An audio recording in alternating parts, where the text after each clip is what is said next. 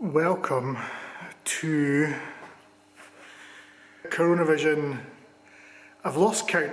I don't know. It might be, I think it might be 7 or 6 or 8. This is Coronavision.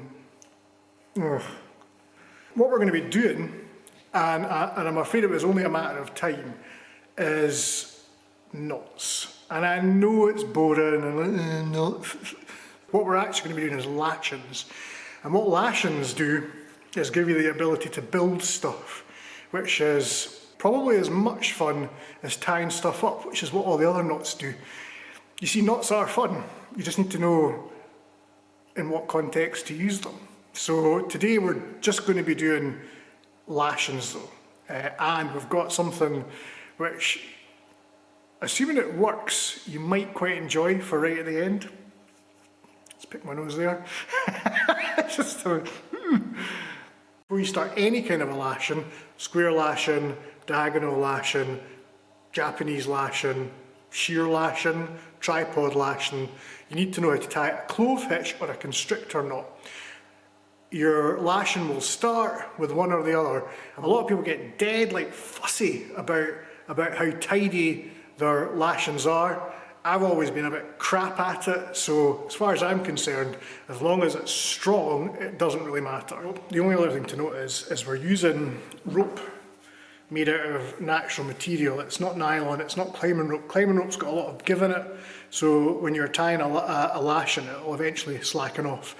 Each time any sort of load is put on it, it will stretch and your lashing will give way. This, on the other hand, it just stays the same. It's quite old rope. It's made from probably hemp or a sisal mix, which is a natural material, and it's strong and it won't flex. Once you've tied your knot stays, well, hopefully it stays tied. Normally when I tie a knot, it could go either way. I can't lie, but we'll try anyway. We're going to start with our clove hitches and constrictor knot. A clove hitch is one of the easier knots to do. You do a full turn, cross it over like so, and then your tail goes under your cross and out, and that's your clove hitch. A clove hitch is not a knot that you'd use if you were going to put up a rope swing because it comes loose quite easily. A constrictor knot starts the same as a clove hitch.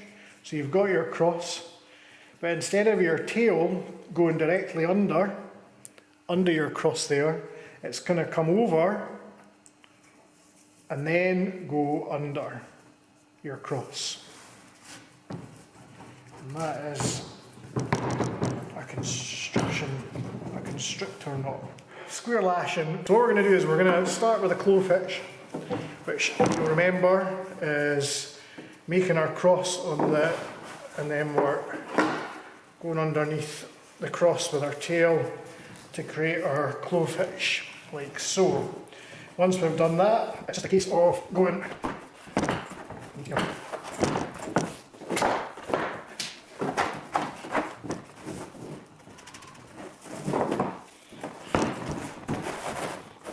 round in a square fashion. Actually, I think I went wrong here. We're keeping it tight. Round we go, and then we're going underneath again. Over. Now, there's a lot of debate about whether you go this side of your turns or that side. It doesn't really matter as long as your turns are tight. I would keep it uniform, so if you are going to the outside of your turns, keep going to the outside. If not, just whatever's easiest. Once you've done, I'm only going to do 2 lashings there, and then I'm going to go straight on to the fraps, which is a great thing, frapping, which is when you get your rope and you come around and you turn your, like so, and that pulls your lashings, your turns in and tight, and then after that you can either do another clove hitch to finish off, or you can tie any sort of knot that just means your rope isn't going to go askew. So there you go. You'll notice that I started off with a clove hitch here, did my turns and my frappings, and finished off over here, okay?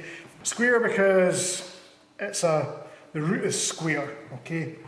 That's your very basic square lashing. I'm going to look at a diagonal lashing now. So what we'll start off with, for a bit of variety, is a constrictor knot instead of a clove hitch. Remember, clove hitch would just go straight under.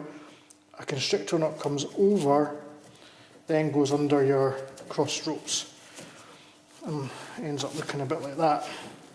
So you'll notice that we're not starting on one and then we're going up, down and round and so on. We're going diagonally. So we're just going to do one. Again, it doesn't really matter what side of your turns you go, and then two, and then you're going to come round the other side and go over one, pull it tight, two. Once you've done your two turns and tighten it down, you're then going to do your frapping turns. So round once, frap, and again finishing off. I'm just going to finish up with a kinch there because I ran out of rope, but you can see the diagonal route that the rope takes. Now with this is all about two bits of logs, and they're at right angles to each other. We're going to move on to shear lashings and tripod lashings, which are slightly different. The difference between a shear lashing and the other lashings is the poles lie side by side to each other. Your lashing is shear. It doesn't have any. It doesn't go off at angles. It just. I don't really know why it's called a shear lashing. What does shear mean? Do you know shear sheep? We start off this lashing same way as we start the others, with a clove hitch. You can use a constrictor knot, or if you're using much thicker bits, like maybe using these, you can use a timber hitch. But we just need to do a clove hitch, like so. And then basically it's just a case of going round like that. Now I'm only going to do I'm going to do 3 turns, because the tricky thing about shear lashing is your frapping turns. Remember, your frapping turns are when you use the rope to kinch all your lashings together to make them nice and tight. And in a shear lashing, now that you've tied your two bits of wood quite tightly together, you now need to get the rope down there, so it's a bit tricky. So it's a case of brute strength and just doing this. You can move the piece of wood apart slightly to help, but you have to make sure and not loosen your lashings at all. So there we go, and then we can push that aside, rope goes down,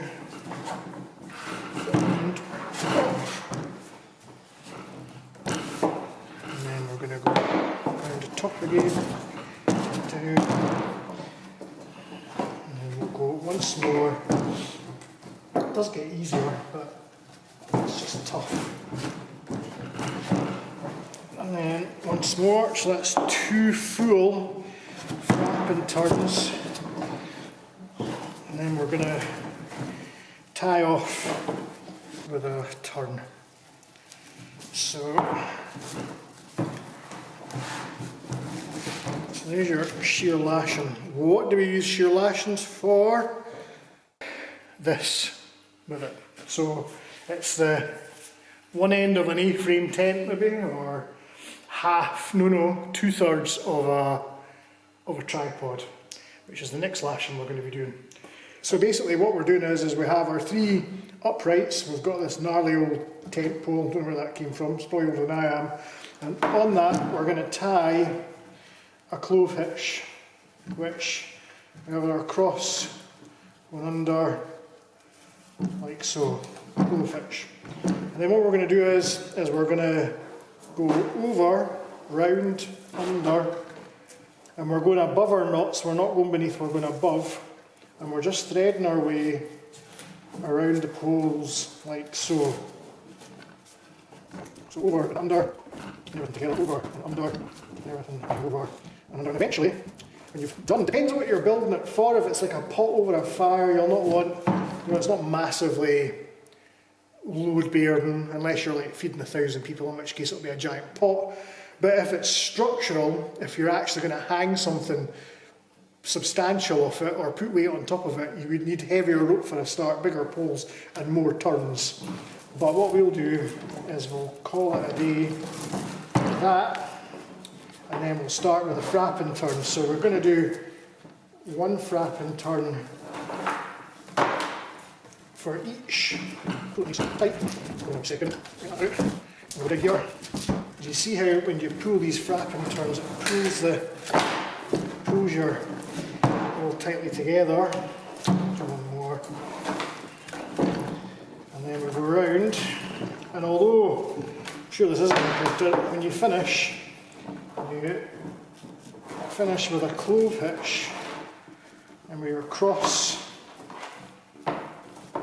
clove hitch goes, your tail goes under the cross there.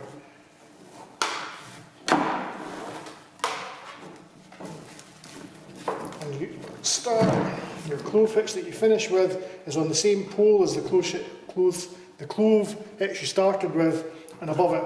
And that's your tripod lashing. And if this works, well, it's not going to work because I've got one leg there. That's not going to work, is it? Because it would work if I hadn't done that, because that's not going to work, is it? Wait till I get a saw. Hold on.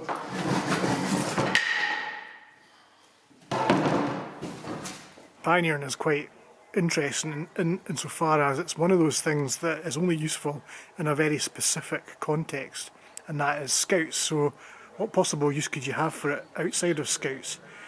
I don't know is the short answer. In that regard, it's a bit like algebra. What's it for? Nobody knows. The only reason to ever learn it is if you're going to teach it. And that's it. I don't care what anyone says.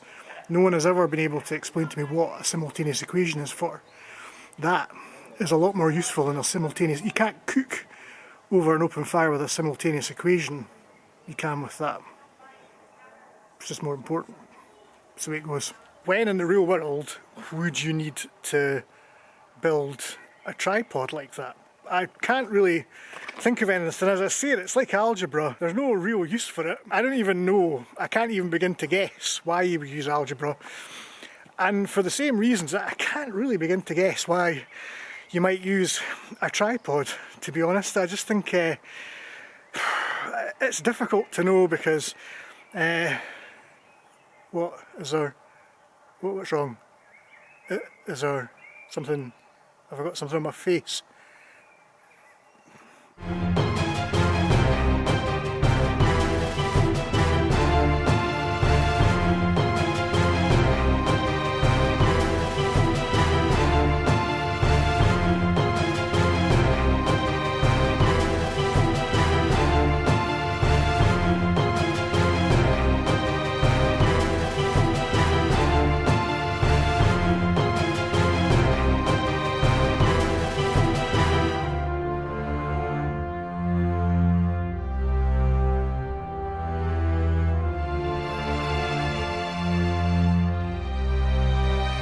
I got another piano. It came from a nursery, as you can see. I hope they weren't attached to it.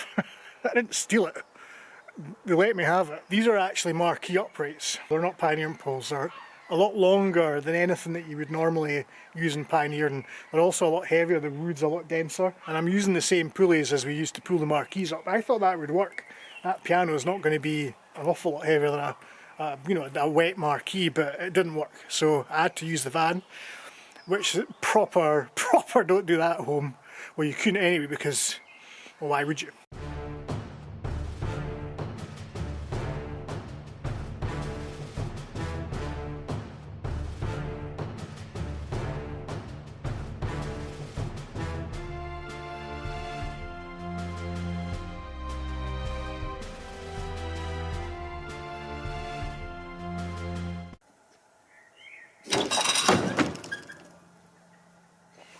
Can't lie, that was rubbish.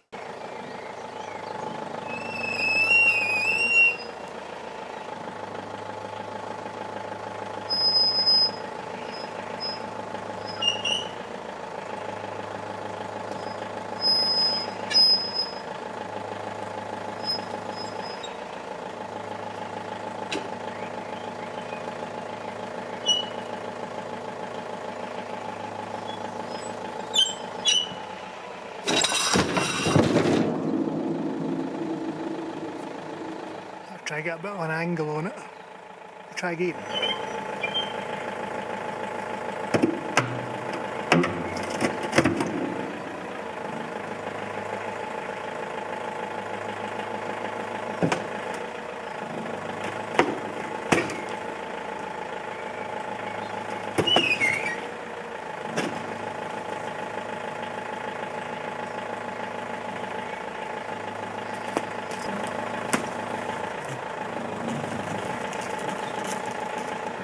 We're losing daylight.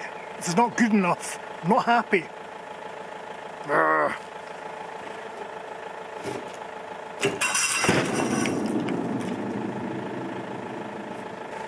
Once more. Once more. It's another tough piano.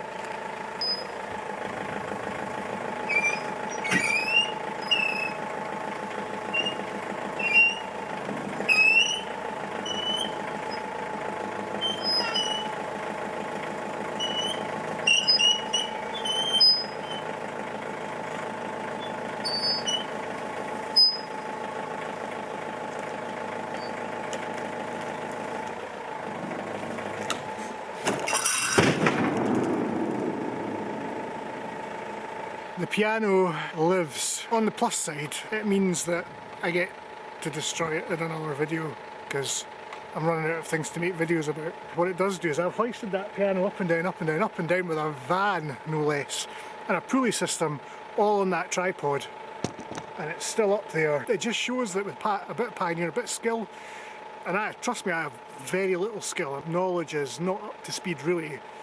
You can build some pretty strong structures. And that's what pioneering is about. It's not necessarily about dropping pianos. It just makes a noise. I wanted it to explode! Urgh.